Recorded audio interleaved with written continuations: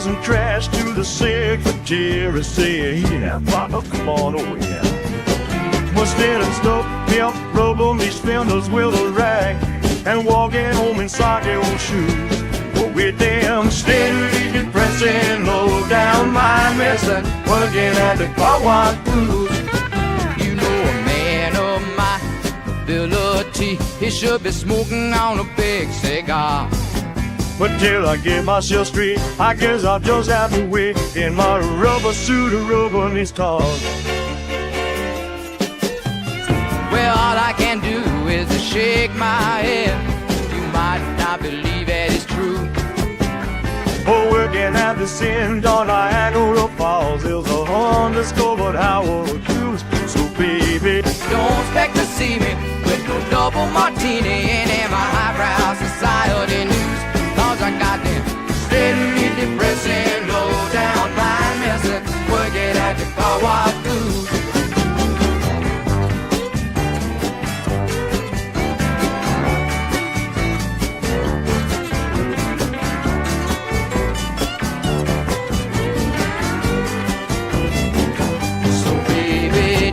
To see me with no double martini and in my highbrow society news. Cause I got them steadily depressing, low down mind messing, working at the car wash blues. Yeah, I got them steadily depressing, low down mind messing, working at the car wash blues.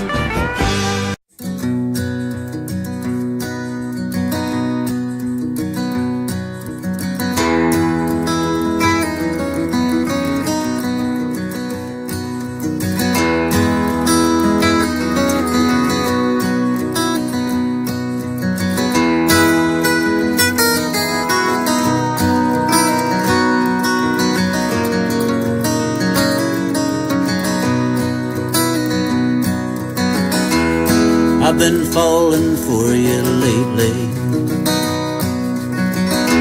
Hell, I've fallen for you before,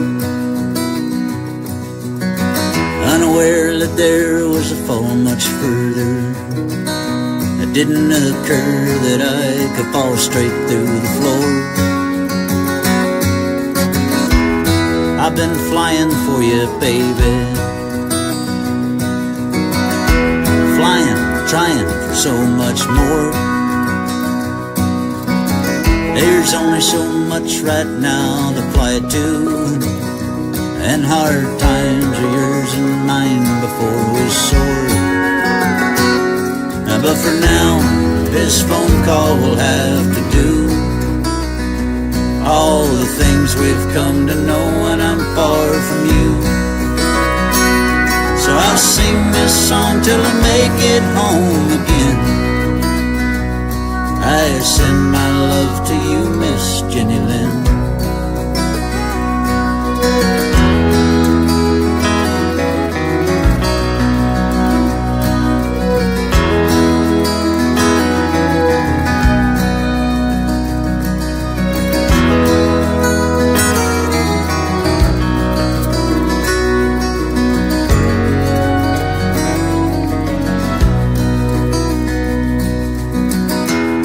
I've been traveling from my lady on planes, trains, and 2 lanes on this road.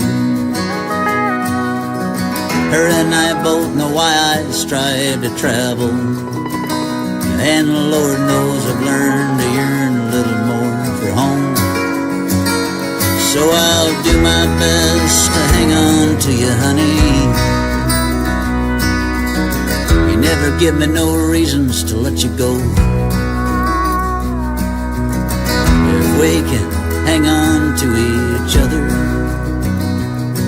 remain to hang on, refrain from feeling alone. But for now, this phone call will have to do. All the things we've come to know when I'm far from you. I'll sing this song till I make it home again. I'll send my love to you, Miss Jenny Lynn. Yes, I'll sing this song till I make it home again. That's how I send my love to you, Miss Jenny Lind.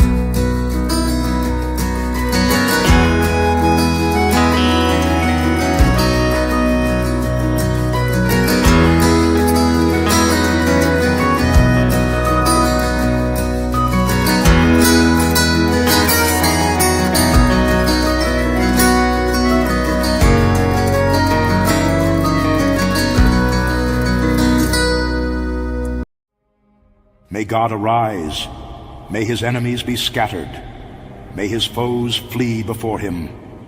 May you blow them away like smoke as wax melts before the fire. May the wicked perish before God, but may the righteous be glad and rejoice before God. May they be happy and joyful. Sing to God, sing in praise of his name, extol him who rides on the clouds. Rejoice before him, his name is the Lord.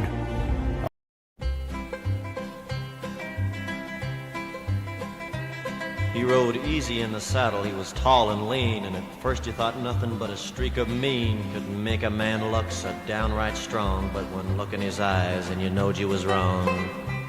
He was a mountain of a man, and I want you to know he could preach hot hell or freezing snow.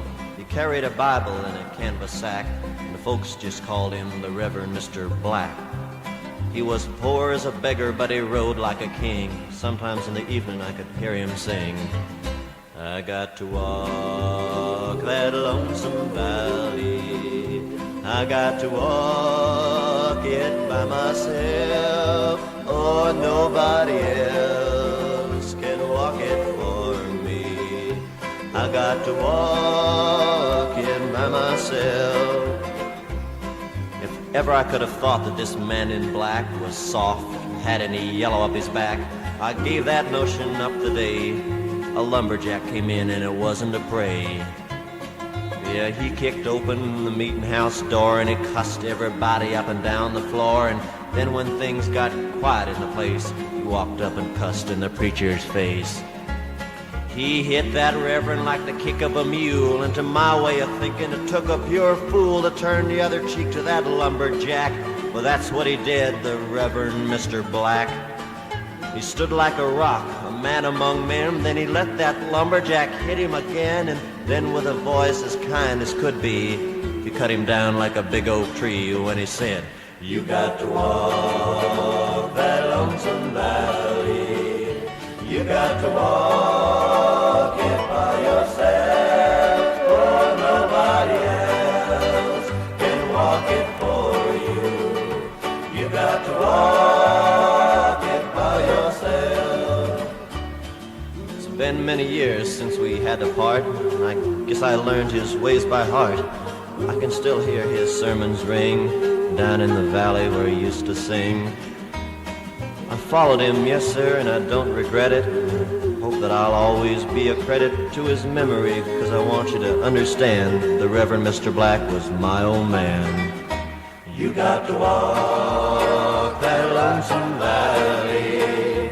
You got to walk it by yourself. Oh, nobody else can walk it for you.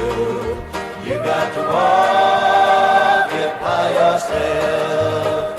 You got to walk that lonesome valley. You got to walk it by yourself. I've been to Israel many times. The whole country's a fortress. When I first heard this story, I still had the same gut instinct that I did initially. I find this very hard to believe. I've been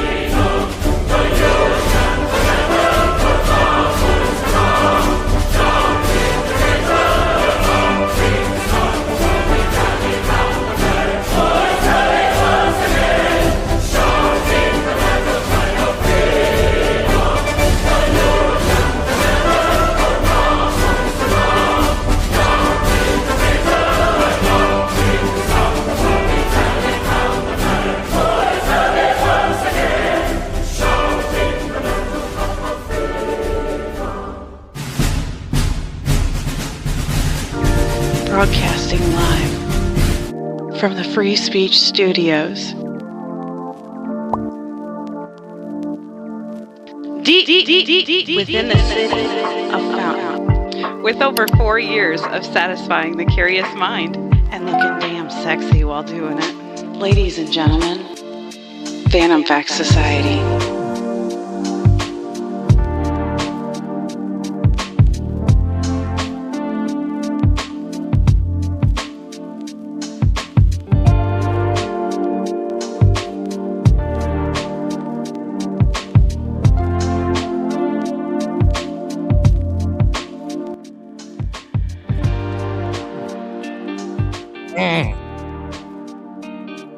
Welcome from the heartland of America.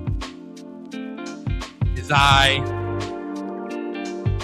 your ginger stream of consciousness, your very own Tim Dillon. Broadcasting live on a Saturday night. Welcome, everyone. Toilet paper, it's not a prop. It's not a prop. I am deathly ill. And yet, here I stand, ready to disseminate. You know, we know what everyone's talking about. We know what everyone's talking about. And by no means should we stop talking about it. It's just that, you know, at some point, I mean, we've got Tim Dillon out there now making jokes about ball. Or however the hell you pronounce it.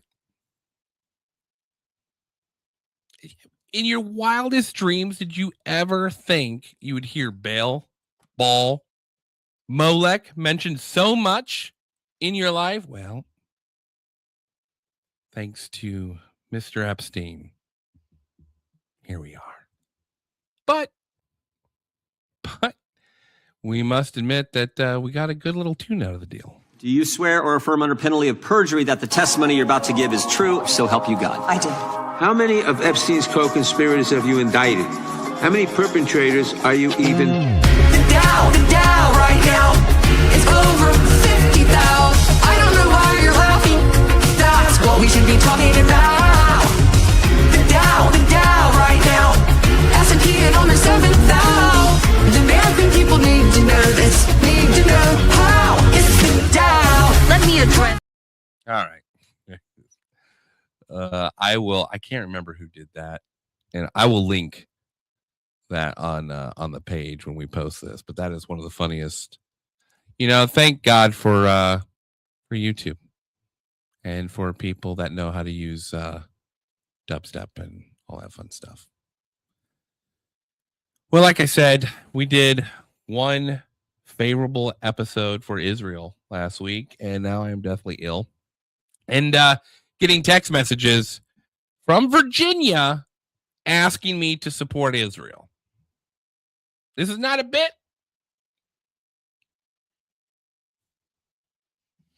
So naturally, I said yes. So we're going to be talking about something else today. I'm kidding, people. But Jesse Jackson died. Did you hear that?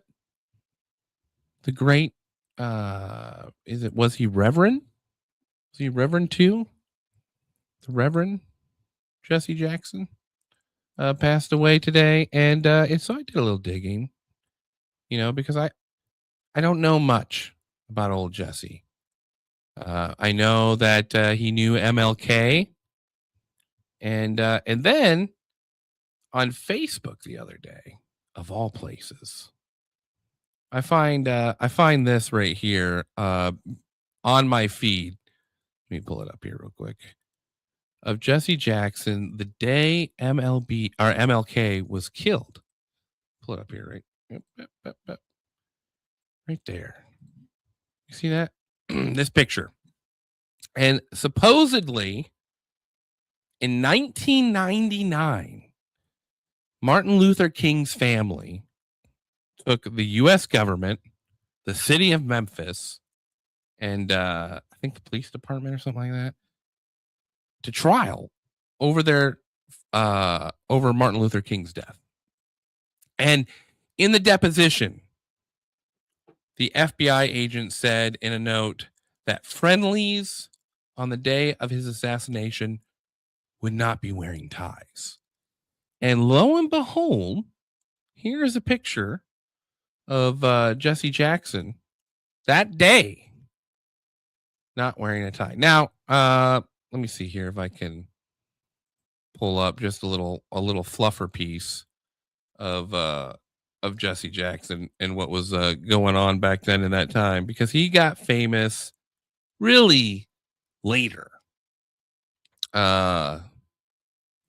in the 80s. He went on like Sesame Street.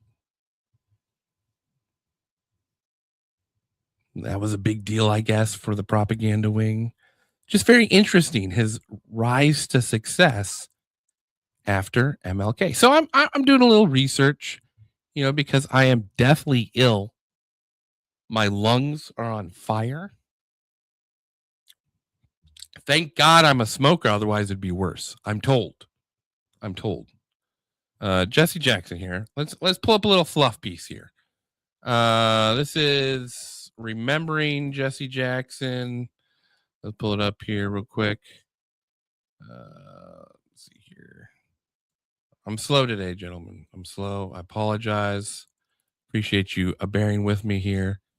This is Remembering Jesse Jackson here.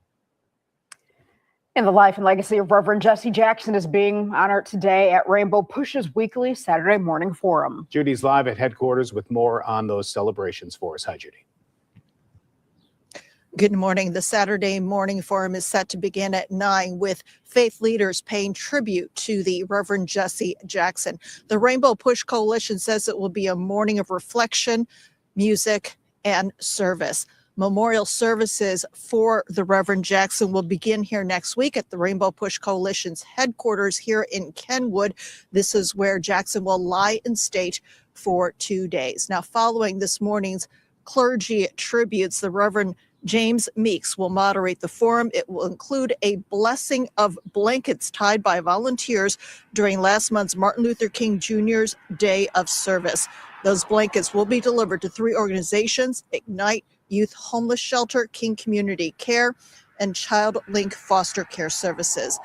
The civil rights icon passed away Tuesday morning at age 84. In 2017, he was diagnosed with Parkinson's disease. Turns out he was missed. All right. So now go back to this picture here. I wanted to know if there was any truth behind this statement, or if this was just some crazy little conspiracy that someone had dreamed up to get a couple clicks with his passing, because there's low levels that do that. And then lo and behold, this clip shows up. Now this is Hosea Williams, right? And this is 5 minutes long. We'll play the whole thing. Talking about the day MLK was killed. Just thought it was interesting. We were discussing the Washington movement, poor people campaign in Washington. And that afternoon, we were in the meeting, and someone said, Reverend Billy Kyles is outside, and he's upset. And Dr. King said, oh my God, I forgot to tell you all, I promised his wife, who's supposed to be a great soul food cooker, we'd have our feet on her table at 5:30. Now it's 5:45, and we sit in the meeting. Dr. King said, everybody rush, and get ready in a hurry. Let's go. So I ran down and got to my room. My key wouldn't open my door for some strange reason. The limousine that had been loaned to us, I opened my door. I could touch the limousine. And finally I heard the driver tell Dr. King, Dr. King, I advise you get your top coat, because even though I have the car on, it's still chilly. And the last words he said in this world, okay, Jonesy, I'll get my top coat. And I heard this thing say, bow! And I honestly thought someone had thrown a firecracker into the air. And I looked around to rebuke whoever was that stupid. And I heard something, bloop, fell up above my head. And I looked up, and his leg was sticking through the rail. Dr. King only wore one type of sock. All right.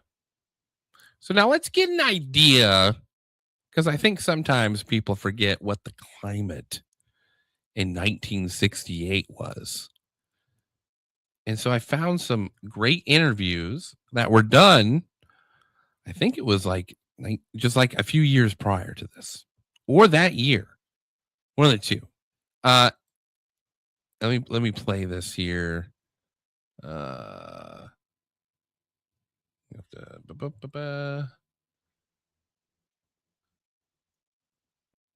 right, right here. These are ex-slave owners getting interviewed in 1968. What was life like in those early days? As far as the colored people were concerned, I feel that they were a good bit happier than they are now. They had less in the way of material things. But I can remember back in the 20s when I was a small boy, they were always singing at their work. They had a great sense of humor. And now today, they just don't seem to care much about that as they used to. And I think they've lost their sense of humor somewhat, which I deplore. What do you think are the differences between the races? I think there's a refusal to accept responsibility. I think there's a lack of motivation.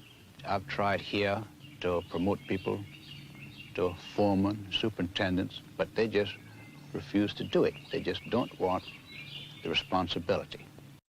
That's just so crazy after being a slave that you just be a little bit disillusioned.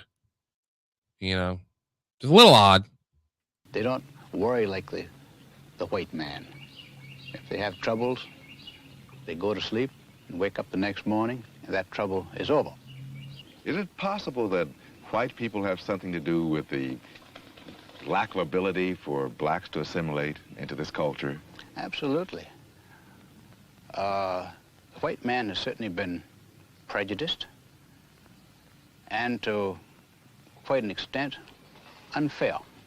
But customs die awful hard. It takes a long time, and everyone knew years ago that the Negro would have to be given equality. But in the South, knowing Negroes as we think we do, we realize it would take time. It's been compared to straightening teeth. It takes a slow, steady pressure. You can't do it with a hammer. And white. And it just blows my mind.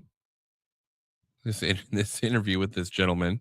There'll be a lady coming up here too later on, but and to be saying this to a black man who's very clearly well articulated, well studied, asking intelligent questions.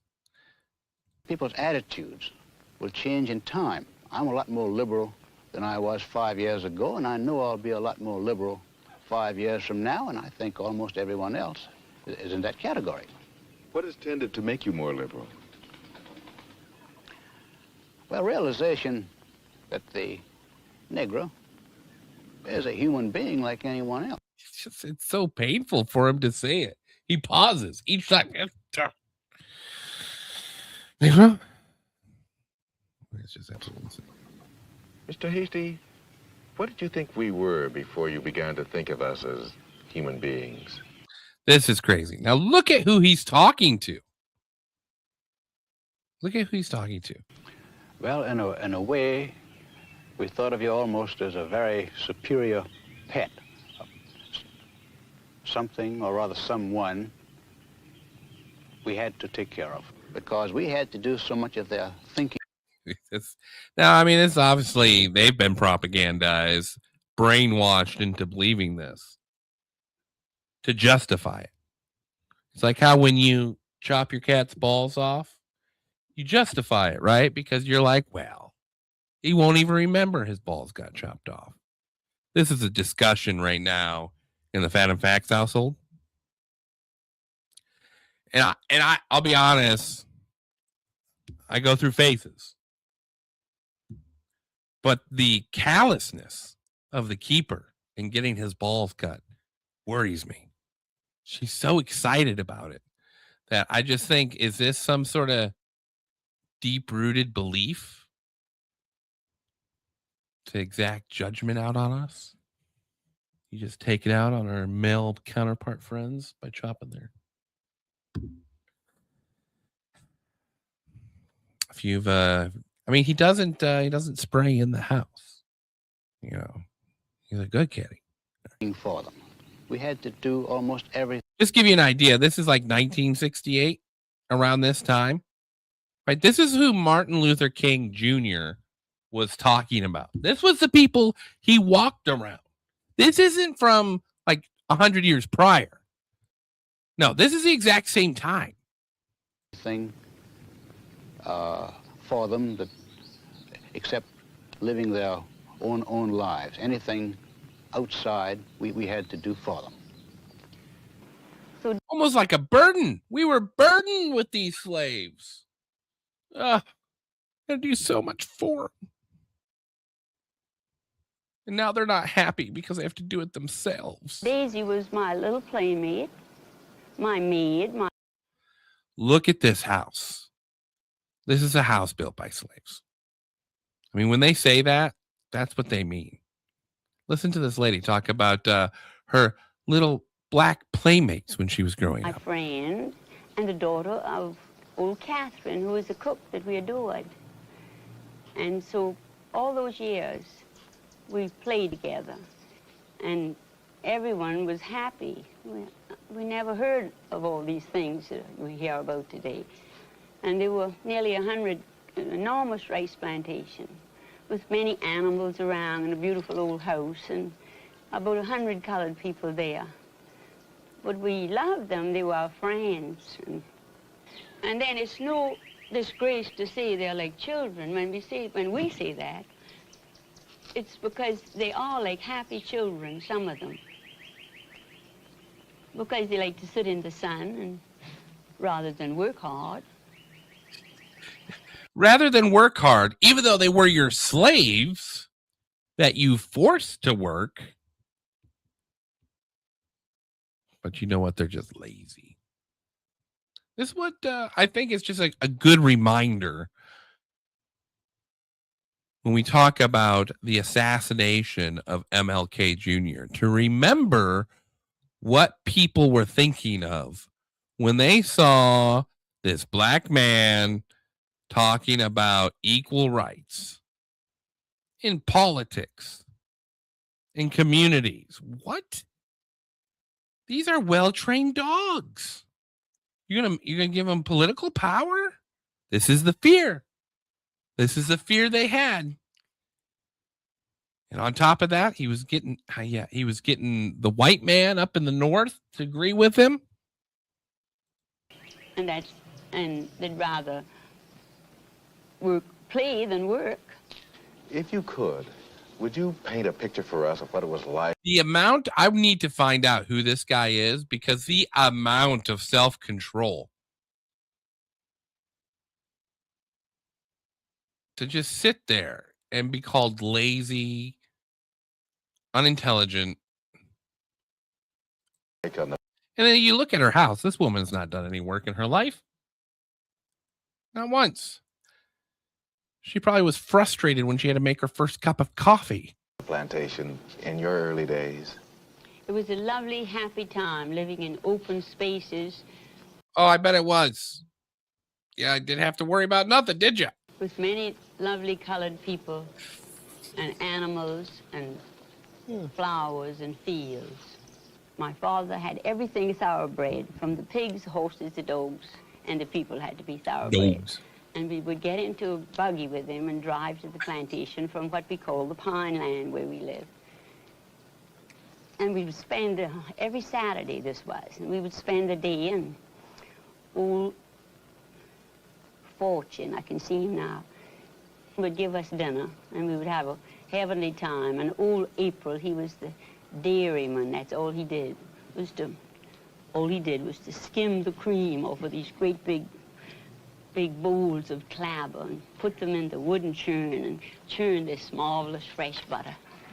That was April's job. He didn't do anything else but love us, and and skim the cream.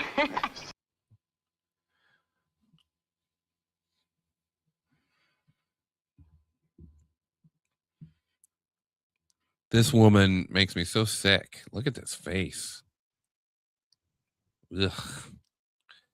Papa, all you ever had to do was skim the cream. Slaves did everything else, but it was cool. We got to look at them like barn animals.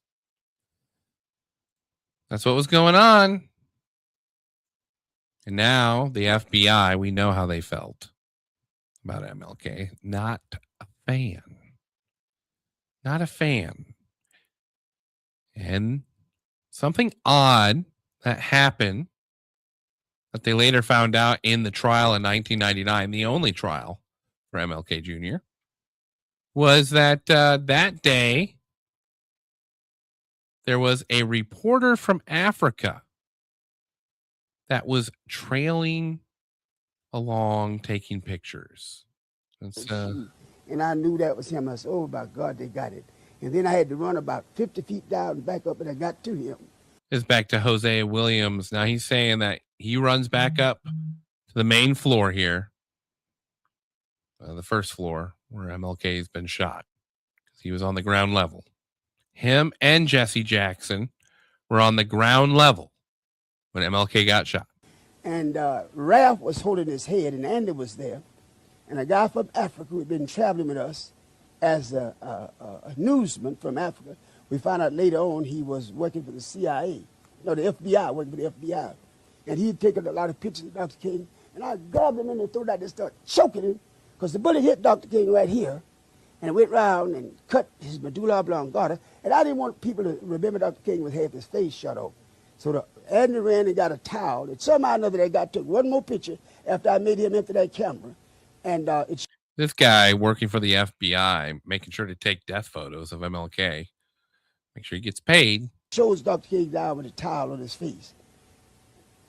But I'm going to tell you, I was an expert gunner in World War II.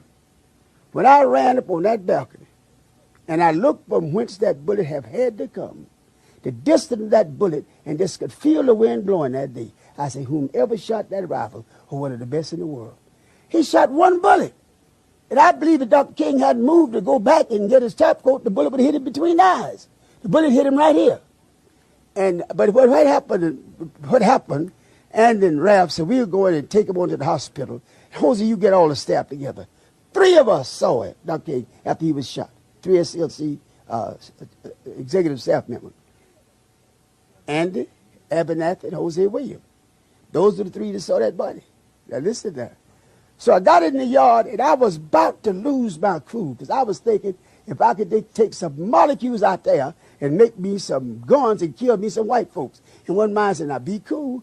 You're doing the same thing you promised me you'd never do. And I started crying, and then I heard Jesse Jackson say, he told me, Jesse, take our people on to the mountaintop. And that didn't bother me, even though I know Jesse got nowhere near him.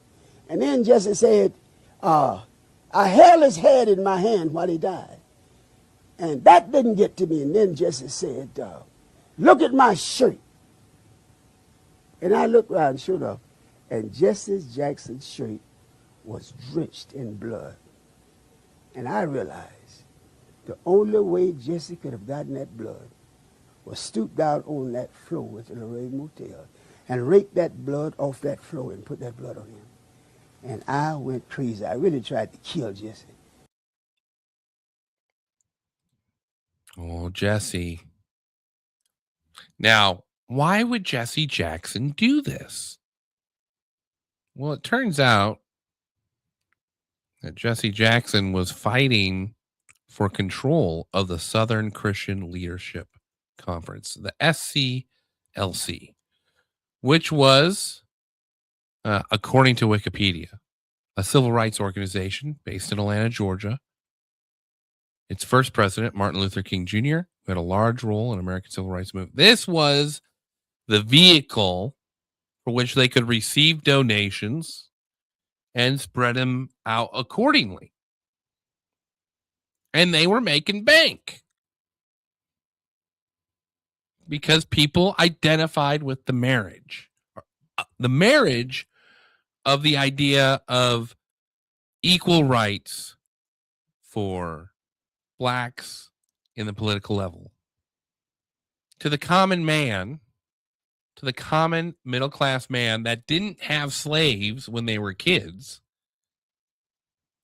this is a no-brainer. I mean, you can look up, we pulled up one debate in the UK, James Baldwin versus William F. Buckley in 1965. And they're just mocking us. They're mocking us for still having Jim Crow laws. And I mean, and obviously so, rightfully so. Yet, let's not forget this lady, right? These are the old people. These are the boomers of the boomers. It's ridiculous. And what changed with Martin Luther King? Like, why did the FBI want to kill him now? Well, he was taking the Southern Christian Leadership Conference. He was taking that organization and moving it to workers' rights. I mean, he was in Memphis to help out sanitation workers who were getting screwed over. A labor issue. Uh-oh. Can't have that. Can't have that. I mean, it just sounds so similar to Charlie Kirk and Turning Point USA. Here is a large Christian-based organization that, for the most part, was very organic in its growth. And people who genuinely believed in Christianity and doing away with the endless wars signed on to. Charlie Kirk was an outlet to that. But then, 2 weeks... I've been in Israel many times. The whole country's a fortress. When I first heard this story, I still had the same gut instinct that I did initially. I find this very hard to believe. I've been to that Gaza border. You cannot go 10 feet without running into a 19-year-old with an AR-15 or an automatic machine gun that is an IDF soldier, right? The whole country is surveilled. And so let me just kind of go through this. We don't talk about Israeli politics very often, and most Americans don't know this. The last 9 months, Israel was on the brink of civil war.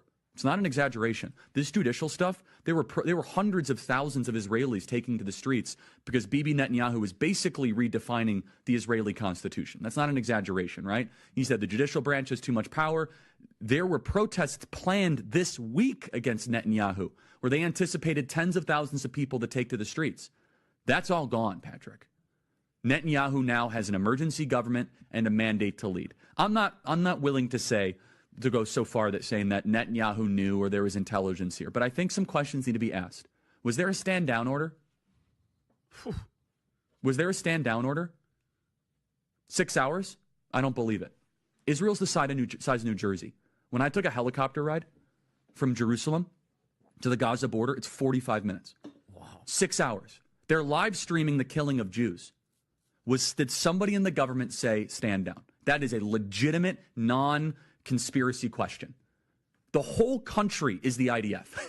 The whole country is. Yeah. And you're trying to tell me that they're going to concerts and kibbutzes and schools and by report. Change of message. Very dangerous to the FBI. Especially, they like you, and then they tell you, hey, we want you to talk about something else.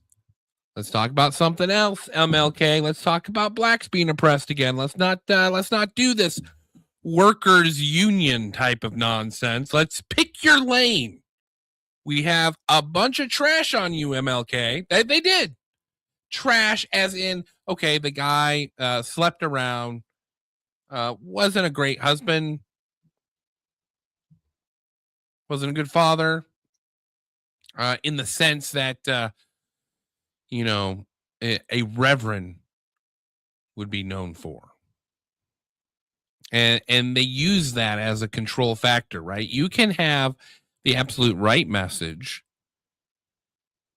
But if they want to dig trash up on you and you decide to change your message, well, that's no good. And then if the trash doesn't work, or they have no trash on you, well, then they're left with one option. Now, Jesse Jackson is caught up in the middle of this. Now, why is he a friendly? Because he's not wearing a tie? I mean, that's grabbed us and all that. That hit me so bad. Jose Williams. The other thing was, when Abernathy knows came back, says no need of prayer, no need of cry, no need of nothing. He is going. It's over with. He's going to glory. And we called the meeting, the staff meeting, and Jesse claimed to have been ill. And Abernathy told him, Jesse, go ahead to the room and relax. Jesse had to have run like hell that room into that airport because he got out of Memphis to Chicago. All us feeling, everybody was still in the motel, cut the televisions on the next morning. That was Jesse Jackson in Chicago with that same bloody shirt on, telling that same lie. I've never respected Jesse since that moment. When they shot Dr. King. The next morning, he was in, and I looked all over for this. I could not find it. But with the bloody shirt, according to Jose Williams, he was trying to take control of the Southern Christian Leadership Conference. Now, who else died? And within a week, we saw just a very unusual response to someone who claimed to be very close to him. Who else had a message that got a lot of money from a lot of Christians who are Zionists? And then as soon as he's dead, they're happy about it. I just trying to recall. I've been to Israel many times. The whole country's a fortress. That's right. That's right. Now, something interesting happens here. It's not just the killing of MLK I find interesting. It's what happens immediately after the killing. A black guy come running around that corner saying, he went that way, he went that way. James Earl Ray no more killed Dr. King, and I killed him. And everybody knew it. He was a patsy set up. And the guy said, went that way, went that way. And said, who went that way? He said, that man ran out that building and dropped the rifle on the sidewalk and jumped in a white Mustang, had a red Alabama tag, and took off. Well, hell, I wasn't worried. That's no car in America look like a Mustang, but a Mustang, a white with red Alabama tag. Where's he going? The police have him like that. And I asked that rifle was left on that sidewalk. That was the rifle that James Earl Ray had purchased, but that was Dr. Bullet that killed Dr. King.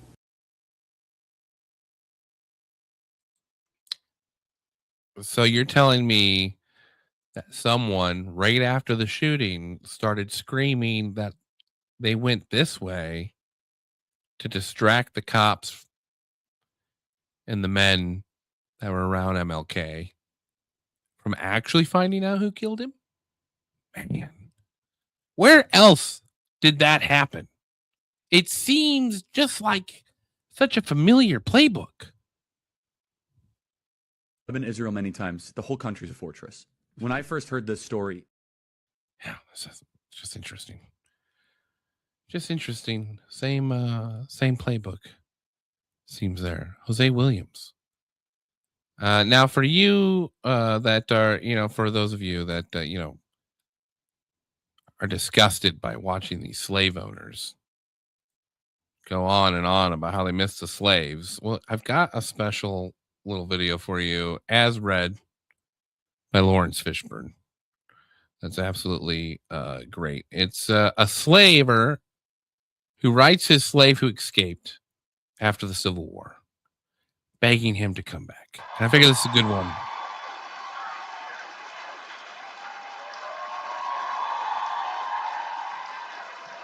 Danke.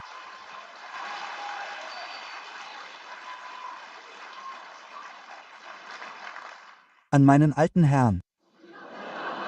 That is the funniest thing I've ever heard. Evidently, I recorded it all in German. Der Brief, Dayton, Ohio, 7. August 1865. Yeah. I don't even know what to make of that. That's a technical issue right there. Let's fix that. Oh man. That's why we can't have anything nice, ladies and gentlemen. Let's find it. We gotta find it because it's absolutely amazing. Even though it was, I swear to God, it wasn't in German when I watched it the first time. Let's see here if I can find it. Let's go take a little commercial break, shall we? What we got here? Yeah, let's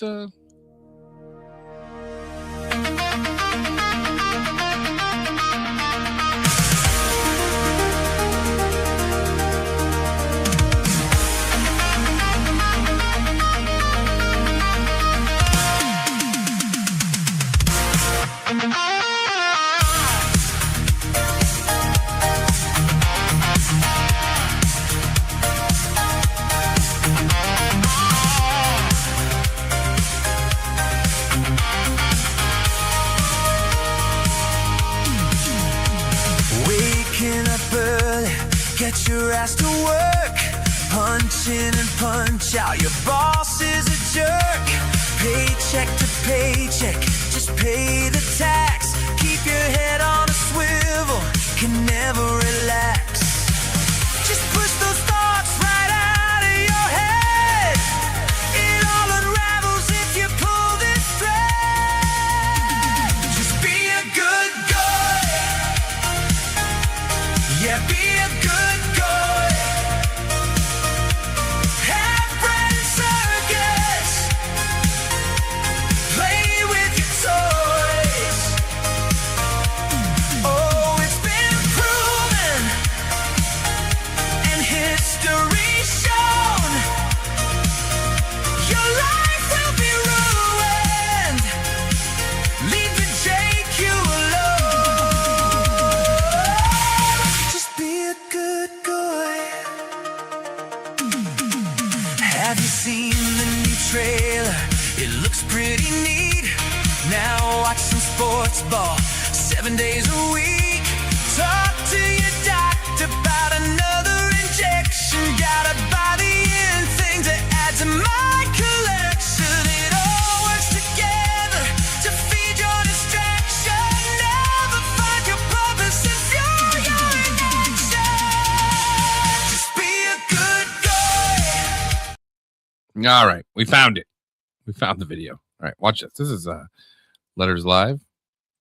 It's an actual letter. Thank you.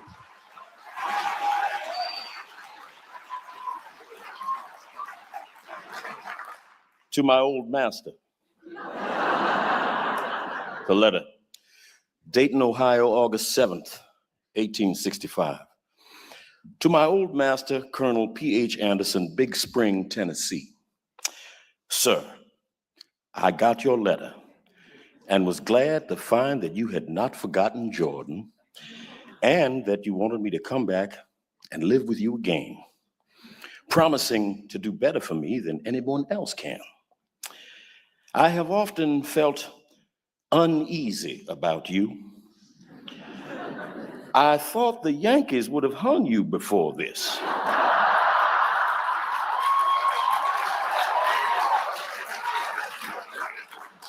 For harboring Rebs that they found at your house. I suppose they never heard about your going to Colonel Martin's to kill the Union soldier that was left by his company in their stable. Although you shot at me twice before I left you, I did not want to hear of your being hurt and am glad that you are still living. It would do me good to go back to dear old home again and see Miss Mary and Miss Martha, Alan, Esther, Green, and Lee. Give my love to them all and tell them I hope we will meet in the better world, if not in this. I would have gone back to see you all when I was working in the Nashville hospital, but one of the neighbors told me that Henry intended to shoot me if he ever got a chance. I want to know particularly what the good chance is you propose to give me. I am doing tolerably well here. I get $25 a month with victuals and clothing, have a comfortable home for Mandy. The folks call her Mrs. Anderson. And the children, Millie, Jane, and Grundy, go to school and are learning well. The teacher says that Grundy has a head for a preacher. They go to Sunday school, and Mandy and me attend church regularly. We are kindly treated. Sometimes we overhear others saying, "Them colored people were slaves down in Tennessee." The children, they feel hurt when they hear such remarks, but I tell them it was no disgrace in Tennessee to belong to Colonel Anderson. Many darkies would have been proud, as I used to be, to call you master. Now, if you will write and say what wages you will give me, I will better be able to decide whether it would be to my advantage to move back again. As to my freedom, which you say I can have, well, there's nothing to be gained on that score. As I got my free papers in 1864 from the Provost Marshal General of the Department of Nashville. Mandy says she would be afraid to go back without some proof that you were disposed to treat us kindly and justly. And we have concluded to test your sincerity by asking you to send us our wages for the time that we served you.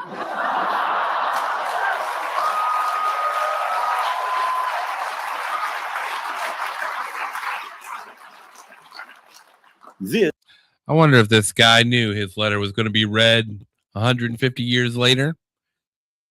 But what a testament that not only is it read, but it holds up. It holds up. This will make us forget and forgive old scores and rely on your justice and friendship in the future. I served you faithfully for 32 years and Mandy 20 years. At $25 a month for me, $2 a week for Mandy, our earnings would amount to $11,680. Add this, the interest for the time of our wages have been kept back, and deduct what you paid for our clothing and 3 doctor visits for me, pulling a tooth for Mandy, and the balance will show what we are in justice entitled to. You know, he probably made such a big deal about it too. Oh, you know, I took you to the doctor. This is the 3rd time, Jordan. The 3rd time. You're lucky you have Colonel Anderson, old me, to take care of you. All right, God forbid we pull a tooth for your wife. I suppose. Please send the money by Adams Express in care of V. Winters, Esquire, Dayton, Ohio. If you fail to pay us for our faithful labors in the past, we can have little faith in your promises in the future. We trust the good maker has opened your eyes to the wrongs which you and your fathers have done to me and my fathers in making us toil for you for generations without recompense. Here I draw my wages every Saturday night, but in Tennessee, there was never any payday for the Negroes any more than for the horses and cows. Surely there will be a day of reckoning for those who defraud the laborer of his hire. In answering this letter, please state if there would be any safety for my Millie and Jane, who are now grown up and both good-looking girls. You know how it was with poor Matilda and Catherine. I would rather stay here and starve and die if it came to that, than to have my girls brought to shame and violence by the wickedness of their young masters. You will also please state if there have been any schools open for the colored children in your neighborhood. The great desire of my life now is to give my children an education and have them form virtuous habits. Say howdy to George Carter and thank him for taking the pistol from you when you were shooting at me. Your old servant, Jordan Anderson.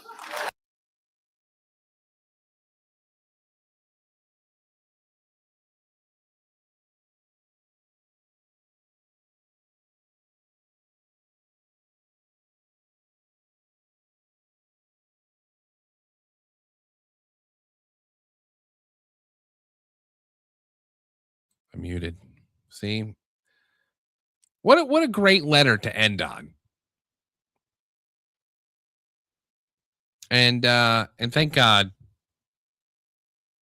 that they're lazy with assassinations, that we can keep track of them. You know, can you imagine if they came up with, I mean, I get it. They changed a little bit. Now it's the necklace Charlie was wearing. I mean, they're a little bit more inventive. Or a drone. I've seen that one. I like the drone idea. I think the drone is plausible. But whatever the case,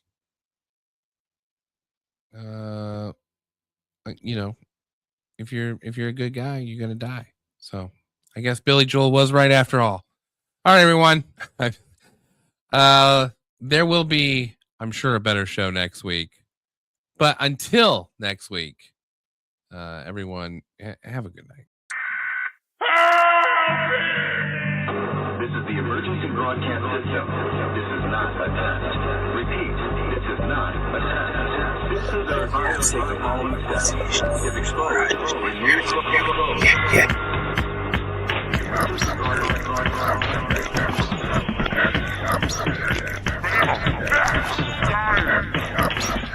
Podcast for the curious mind. I don't know what that means.